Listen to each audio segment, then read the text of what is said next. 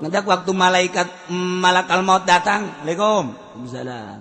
Saya kula malakal maut. Naon? Hendak nyabot nyawa sambarang. Segala nyabot nyawa. Dek belah mana sih nyabot nyawa anak aing? Ayo. Dek belah mana? Dek belah mana? Ayo. Melalui sungut aing geus muka lama jeung Allah. Melalui mata aing geus memandang karena mujizat Allah. Melalui ceuli aing geus ngadenge karena kalam Allah. Melalui suku-suku aing teh akan berangkat menang Allah ka Gunung Tursina. Leungeun geus pernah dibere ku Gusti Allah Taurat. Dek lebah mana sia nyabut nyawa ka aing. Hayo sia ku aing, hayo ditonjok eta. Malakal maut ditonjok ku Kanjeng Nabi Musa sambarangan buta malakal maut. Waduh. Sekolah kalau ada karek mangi aing jelema kosni jeung kana. Buat agak ganteng deh si jelema teh. Kacolongan Kanjeng Nabi Musa kacolongan. Kayak malakal maut bebeja ka Gusti Allah Gusti. Kunaon? Ulah buta. Sia teh tidak kunaon. Gusti teh buta ku hamba Gusti ngaran Musa, kula kacolongan cepet biasa sakjana teh. Bencana we hebat biasa teh mah. Tah lain besi tah mah. Lain Cimande tah mah sakilat beh. Pieu kula mal bisa nyabut nyawa kula. Aja ku Gusti Allah dicagerkeun deui. Cager. Alhamdulillah. Tugas maneh laksanakeun deui. Kuari datangan deui Musa. Aduh. Kula ditojok deui. Ulah sia datangan deui. Tanya. Kuari mah lain dek cabut nyawa gitu nanya. Dek hayang maut apa hayang hirup? Mun hayang hirup dek sabara taun lilana bejakeun cak Gusti Allah dek dituturkeun gitu. Dek diturutkeun ayo bejakeun. Tah mun kieu mah daek nyebut nyawa mah bung jakeun teh. Sanggup malakal maut teh sanggup gagah jasa. Kanjeng Nabi Musa bahkan kadeuleuhurung lamun keur marah ieu nih. Sirahna kaluhur-hurung. Haran mentak Firaun eleh ge emang kumaha gitu. Saha nu bisa ngalawan Kanjeng Nabi Musa aja kos itu kaayaanana tuh. Bae diciptakeun ku Gusti Allah nabi nu panggagah-gagahna Kanjeng Nabi Musa. Ya Allah. Eta batu-batu. Pan eta teh naon karangaranna? Kitu Taurat 7 meter panjangna. Batu 7 meter diangkat bae dibantingkeun. Marahnya nak marah-marahna. Pepes Taurat nu aslina. Gagah jasa. Urang mah mawa batu eta bae kali hiji dong. Mun berat jasa ya Allah ya. Kanjeng Nabi Musa 7 meter kebelah ditu diangkat ke sorang. Ya Allah. Ya malakal maut datang deh. Assalamualaikum. Salam maneh deui. Ayo. Kula maka dia kuari dek nanya. Dek maut apa yang hirup? Hirup. Wah, maka yang baik. Dakwah. Gusti Allah ngamanggakeun besi dek hirup mah. Bertahu. Titah cekel cenah sapi make dampal leungeun tepakeun ka sapi. Plek. Tah bulu sapi nu katutupan ku telapak tangan hitung sabaraha ribu sabaraha juta nah eta didinya umur maneh sakitu. Ayo lamun geus beak eta mah pae. Jadi pae keneh. Pae jadi bakal pae bae. Bakal pae geus naon hirup ge cek jaga tuh. Engke pae ku ari pae mending ku ari. Je cek balakal mah ku kiamat sih. Jangan asa-asa ada jambut nyawa. Beneran ya? Iya bener. Bejakeun ka Gusti Allah mun engke paeh ku ari paeh mending ku ari. Mun kitu mah engke teu paeh tah terus eueuh paeh terus datang ka surga bae. Geus mung paeh. Ai engke bakal paeh mah geus beak ribuan tahun jutaan tahun eta teh dihitung. Misalnya 1 juta tahun engke na paeh keneh. Atuh mending ku ari nanaonan. Laporkeun ka Gusti Allah. Laporan dari malakal maut Gusti naon jayang kuari bae cenah. Aya kuari mah tanya tuh. Ayo ulah ngalawan gitu. Ulah ngalawan. Wala kalot sieun ya Allah, teh si jelema gagah-gagah teh. Pohara. Wala kalot datang deui ka dieu. Waalaikumsalam. Aya kuari mah tuh geura masang. Deuker kumaha geura masang. Deuker nangkarak. Atau nangtung ruku sujud lah sakjana sarua bae nangkarak Kangjeng Nabi Musa cabut nyawa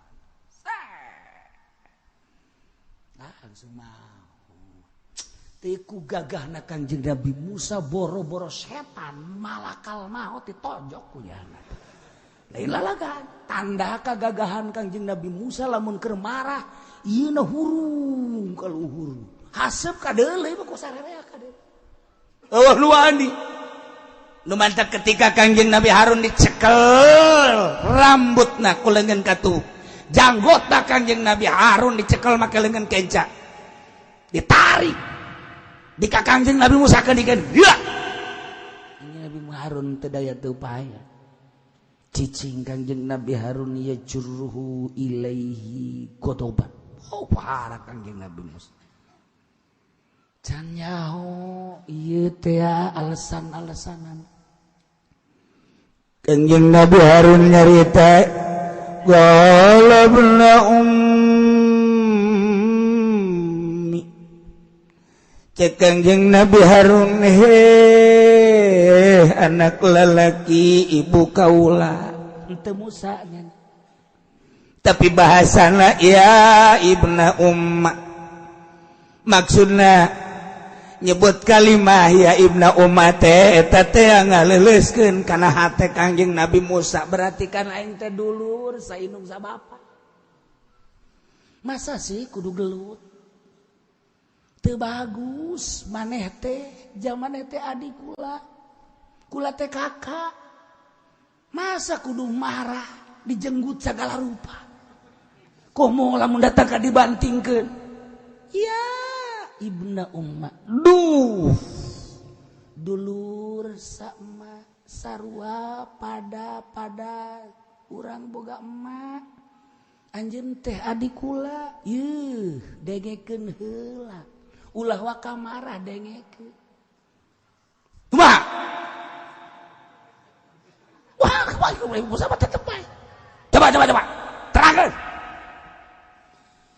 innal qauma sanyana kaum Bani Israel teh istadapuni nganggap lemah ka kaula kula dakwah bareng di ditu Musa Samiri di dieu kula Musa Samiri ngajakan ibadah ka pedet anak sapi kula ngajakan ka Allah terus unggal poe berang saberang peting sapeting selama 40 petek itu baik tetapi na istana puli kaum tengah anggap ka kaula Harun mulai direnge sapira si Harun kula teh terus-terusan lambat laun benang ku Musa Samiri benang akhirna abah milu ka ditu lain teu dakwah ngan kula teu dianggap dakwah kaula teh tuh beda jelema anu geus mukalamah jeung Allah jeung jelema anu can mukalamah kalau beda dakwahna Kangjeng Nabi Musa mah mun dakwah nurut jelema lantaran geus mukalamah jeung Gusti Allah wow jeung Gusti Allah tapi Kangjeng Nabi Harun macan mukalamah jeung Allah can diangkat jadi rasul teu didenge ku masyarakat sebagai gambaran kuari nu mantak teu didarengekeun teu ditaluturkeun can wow jeung Allah atuh dakwah di mimbar teh saudara eta tunjukna luar biasa ayat luar jasa di jero nama amplop cara si eta atuh mal beres dakwah kitu mah tuaun ka Allah atuh diundang kudu sugih giat diundang kudu susah alasan muriang nu kumaha coba dibere amplop nang bode maca kutub robani ge sabelah poe diundang be kudu susah aduh udah geus aya undangan deui cek cenah ka Tiga Raksa kumaha coba eta mal beres anu kos gara itu mah dakwahna teu wauh ka Allah moal sok terangkeun Al-Qur'an tapi maksudna di jero hatena dunia datang ka anu ngadengekeun bae ge jauh moal dituturkeun ku masyarakat moal boro-boro masyarakat jauh masyarakat deukeut moal nuturkeun ku sebab naon can wauh jeung Allah cak masyarakat dasar wajeng aing tah mah beda saeutik doang nya pinter ngomong doang moal ditaluturkeun ku masyarakat tah contoh Kangjeng Nabi Harun keur wauh jeung Allah sarua ngajak nauhidkeun ka Allah jeung Kangjeng Nabi Musa akur bahasana akur jeung Kangjeng Nabi Musa bahkan Kangjeng Nabi Harun melalui piawai leuwih ramah menghadapi masyarakat Kangjeng Nabi Musa onam kasar tapi Kangjeng Nabi Harun teu didenge ku masyarakat istadafuni kabeh kaum nganggap lemah ka kaula teu nganggap ka kaula bahkan begitu kaum kabeh geus milu ka Musa samiri wa kadu yaqtulunani hampir nyana da kabunuh kula hampir kula dibunuh lain lalagaan perjuangan kaula teh tanyakeun coba teh ka kaum anu masih kene iman hiji dua mah coba bejak tanyakeun Kanjeng Nabi Musa gode kepala mantak cek Kanjeng Nabi Harun falatusmit bial ada aduh Musa ulang ngajadikeun bunga ku sebab kaula ka para musuh lamun kadenge urang ribut musuh meureunnan seuri lamun kadenge urang teh galungan meureun musuh teh meureun seseurian ogos ku hari negara Islam jeung negara Islam teh ribut atukan kafir seseurian geus puguh Baghdad hancur geus puguh Turki hancur, puguh Suriah hancur, tambah deui Yaman hancur, kuari Saudi Arabia hampir-hampir. Sakedeung deui perebut jabatan negara Islam keur diacak-acak. Dipilih deui terus Suriah terus-terusan. Geus sabaraha ribu masyarakat nu paeh. Geus puguh di Baghdad. Terus di Yaman. Terus kuari menuju Saudi Arabia, Makkah. Kan kafir seserian Islam jeung Islam ribut seserian nah ieu ge fala tusmit bial ada Musa umat ulah ngajadikeun bunga ka musuh ku sebab gara-gara ieu urang masing damai bae wala taj'alni ma'al qaumi zalimin ulah ngajadikeun anjeun ka kaula ma'al qaumi zalimin serta kaum nu zalim kaula dianggap kaula teh ieu babarengan jeung kaum nu zalim ulah nahanan luar biasa andai kata deuk disiksa menta ka Gusti Allah ulah dihijikeun jeung jelema-jelema itu jak kula mah tetep dakwah teh barang penting terus bae Kangjeng Nabi Musa ngalengis ka Gusti Allah setelah Kangjeng Nabi Musa nyaho karena perjuangan Kangjeng Nabi Harun teh horenganan teu lalawara setelah ku Kangjeng Nabi Musa ditaliti horenganan Kangjeng Nabi Harun teh teu lalagaan dakwah teh pohara pisan ngan dakwahna teu dianggap ku kaumna bahkan